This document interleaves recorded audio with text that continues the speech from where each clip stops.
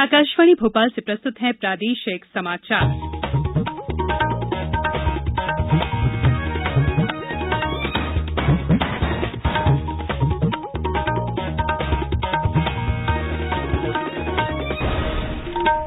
नमस्कार, समाचारों के साथ मैं संयुक्ता बैनर्जी। पहले मुख्य समाचार। प्रदेश में भाजपा 19 सीटों पर और कांग्रेस 9 सीटों पर निर्णायक जीत की ओर, देर रात तक आएंगे अंतिम नतीजे। बिहार विधानसभा में एनडीए गठबंधन बढ़त की ओर। प्रधानमंत्री ने कहा, भारत अगले वर्ष से संयुक्त राष्ट्र सुरक्षा परिषद का अस्थायी सदस्य बनेगा, इसे एससीओ देशों से समर्थन की उम्मीद। और आईपीएल क्रिकेट का फाइनल आज मुंबई इंडियंस और दिल्ली कैपिटल्स के बीच होगी खिताबी भिड़ंत। अब समाचार विस्तार से। प्रदेश में विधानसभा की 28 सीटों पर चल रही मतगणना में अब तक घोषित परिणामों और निर्णायक रुझानों के मुताबिक भाजपा 19 सीटों पर और कांग्रेस 9 सीटों पर जीतती हुई दिखाई दे रही है। आधिकारिक तौर पर अब तक 10 विधानसभा क्षेत्रों के परिणाम घोषित किए गए हैं। इनमें से 9 सीट भाजपा और 1 सीट कांग्रेस के खाते में गई है।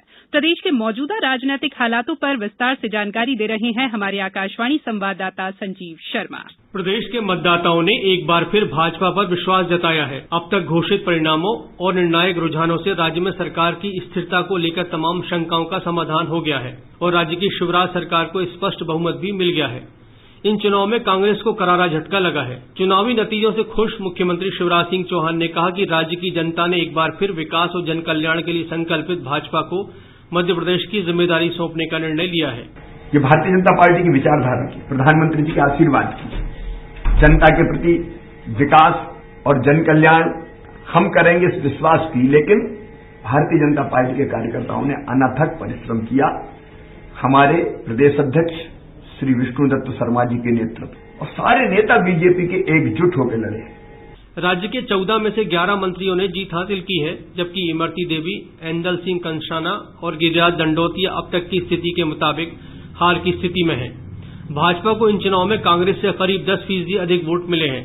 वहीं पिछले विधानसभा चुनाव की तुलना में भी भाजपा ने वोट प्रतिशत में खासी बढ़ोतरी की है। आइए अब चलते हैं मुरैना, जहां हमारे संवाददाता उपेंद्र गौतम ताजा अपडेट के साथ मौजूद हैं। उपेंद्र, काफी रोचक लग रहा है मुरैना का मुकाबला। क्या जानकारी इस वक्त आप दे सकते हैं? संयुक्ता जी, हम अपने श्रोताओं को अवगत कराना चाहते हैं कि मुरैना के 5 विधानसभा क्षेत्रों में 3 पर कांग्रेस, मुरैना, दिमनी, सुमावली तथा 2 पर भाजपा जौरा तथा अंबा से जीत की ओर अग्रसर है। यहां तक मैं बता दूं आपको, जौरा विधानसभा क्षेत्र से सूबेदार रजौधा की जीत लगभग तय मानी जा रही है। इसी तरह कांग्रेस प्रत्याशी अजब सिंह कुशवाहा की सुमावली विधानसभा क्षेत्र से जीत तय मानी जा रही है। इनके निकटतम प्रतिद्वंदी भाजपा के ऐदल सिंह कंसाना लगभग 13,000 मतों से पीछे हैं। वहीं मुरैना विधानसभा क्षेत्र से राकेश मावई लगभग 6,000 मतों से चुनाव जीत चुके हैं। दिमनी विधानसभा क्षेत्र से कांग्रेस प्रत्याशी रविंद्र सिंह तोमर ने अपने निकटतम प्रतिद्वंदी भाजपा के गिरिराज दंडोतिया कृषि राज्य मंत्री को पराजित किया है। अंबा विधानसभा क्षेत्र से भाजपा प्रत्याशी कमलेश जाटव चुनाव जीत चुके हैं। उन्होंने अपने निकटतम प्रतिद्वंदी कांग्रेस के सत्यप्रकाश सखवार को पराजित किया है। उपेंद्र, बहुत बहुत धन्यवाद आपका इस जानकारी के लिए। ग्वालियर विधानसभा सीटों पर मतगणना की ताजा जानकारी देने के लिए हमारे साथ इस वक्त जुड़ गए हैं ग्वालियर संवाददाता नवीन श्रीवास्तव। नवीन, क्या जानकारी इस वक्त आप साझा कर सकते हैं हमारे साथ? संयुक्ता जी, विधानसभा उपनिर्वाचन के तहत ग्वालियर जिले की 3 सीटों के लिए एमएलबी कॉलेज में मतों की गिनती जारी है। विधानसभा निर्वाचन क्षेत्र 15 ग्वालियर में भाजपा के प्रद्युम्न सिंह तोमर जीत की ओर अग्रसर हैं। वे अपने निकटतम प्रतिद्वंदी कांग्रेस के सुनील शर्मा से 28,000 से अधिक मतों से आगे चल रहे हैं। वहीं विधानसभा निर्वाचन क्षेत्र 16 ग्वालियर पूर्व में भाजपा के मुन्नालाल गोयल अपने निकटतम प्रतिद्वंदी कांग्रेस के डॉक्टर सतीश सिकरवार से 1,000 से अधिक मतों से पीछे चल रहे हैं। अनुसूचित जाति के लिए आरक्षित विधानसभा निर्वाचन क्षेत्र 19 से डबरा में भाजपा की इमरती देवी भी पिछड़ गई हैं। यहां कांग्रेस के सुरेश राजे लगभग 2,000 से अधिक मतों से आगे चल रहे हैं। धन्यवाद नवीन इस जानकारी के लिए। और एक अपडेट ये भी इस वक्त मिल रही है कि प्रद्युम्न सिंह तोमर जो हैं ग्वालियर 15 से जीत चुके हैं। जीत उनके खाते में दर्ज हो गई है। गौरतलब है कि राज्य में 3 नवंबर को मतदान हुआ था, जिसमें 70% से अधिक वोट डाले गए थे। कुल 355 उम्मीदवारों ने चुनाव लड़ा था। मध्यप्रदेश सहित देश के 11 राज्यों में हुए उपचुनावों के ताजा स्थिति के मुताबिक 59 में से 40 सीटों पर भाजपा जीत की ओर है। वहीं कांग्रेस पार्टी के उम्मीदवार 11 सीटों पर जीत दर्ज कराते नजर आ रहे हैं। बीजू जनता दल 2, समाजवादी पार्टी 1, झारखंड मुक्ति मोर्चा 1 और नागालैंड में एनडीपीपी का एक प्रत्याशी विजयी बढ़त बनाए हुए है, जबकि 2 सीटों पर निर्दलीय उम्मीदवार जीतते हुए दिखाई दे रहे हैं। कर्नाटक में 2 विधानसभा सीटों सीरा और आरआर नगर सीट के लिए हुए उपचुनाव में भारतीय जनता पार्टी दोनों सीटों पर आगे चल रही है।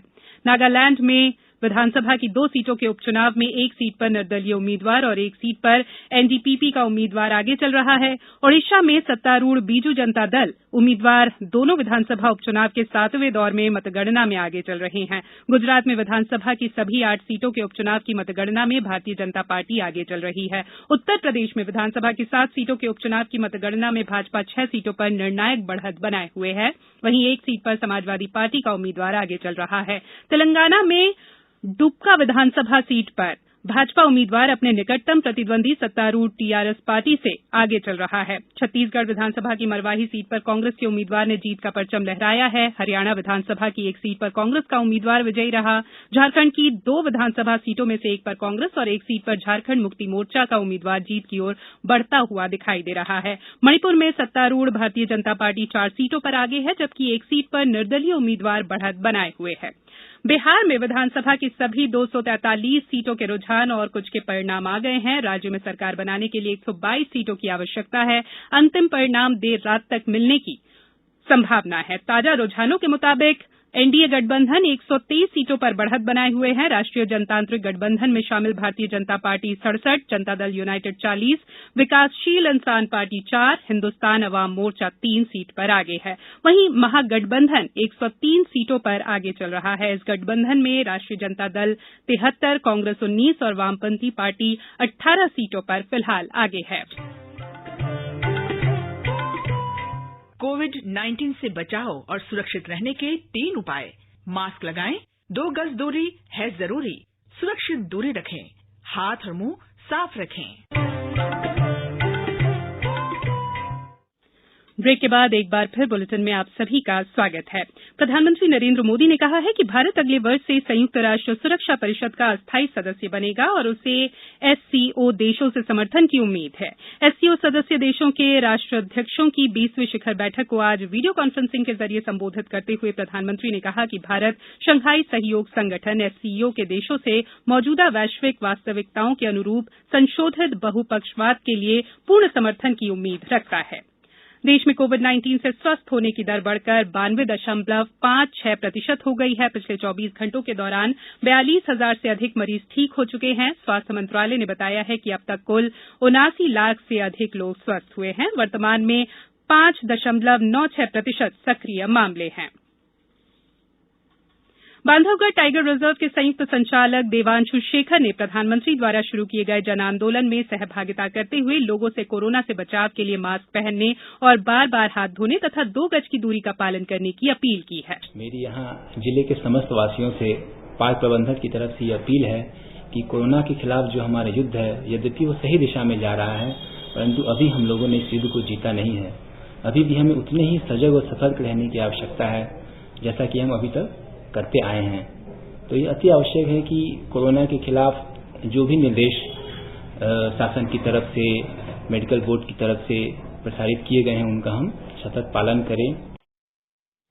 आईपीएल में अब से कुछ देर बाद खिताबी मुकाबला होगा, जिसमें दिल्ली कैपिटल्स पहली बार मुंबई इंडियंस से फाइनल खेलेगी। आईपीएल के 13वें सीजन के इस बार के मुकाबलों में दिल्ली कैपिटल्स ने पहली बार फाइनल में अपने कप्तान श्रेयस अय्यर के नेतृत्व में जगह बनाई है और वो ट्रॉफी जीतने के लिए पूरा जोर लगाएगी। वहीं 4 बार की चैंपियन मुंबई इंडियंस न केवल अपना खिताब बचाने के लिए पूरा जोर लगाएगी, बल्कि उसके खिलाड़ी इस बार भी ट्रॉफी जीतना चाहेंगे।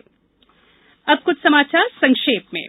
प्रधानमंत्री नरेंद्र मोदी 12 नवंबर को नई दिल्ली स्थित जवाहरलाल नेहरू विश्वविद्यालय परिसर में वीडियो कॉन्फ्रेंसिंग के जरिए स्वामी विवेकानंद की आदमकद प्रतिमा का अनावरण करेंगे। मुंबई में टीआरपी घोटाले के सिलसिले में पुलिस ने रिपब्लिक टीवी के डिस्ट्रीब्यूशन प्रमुख को गिरफ्तार कर लिया है। इस सिलसिले में अब तक 12 लोगों को गिरफ्तार किया जा चुका है और शांति और विकास के लिए विश्व विज्ञान दिवस आज मनाया जा रहा है। उपराष्ट्रपति एम वेंकैया नायडू ने कहा है कि विज्ञान का सही मायने में उद्देश्य लोगों की जिंदगी में खुशी लाना और उनके जीवन को बेहतर बनाना है।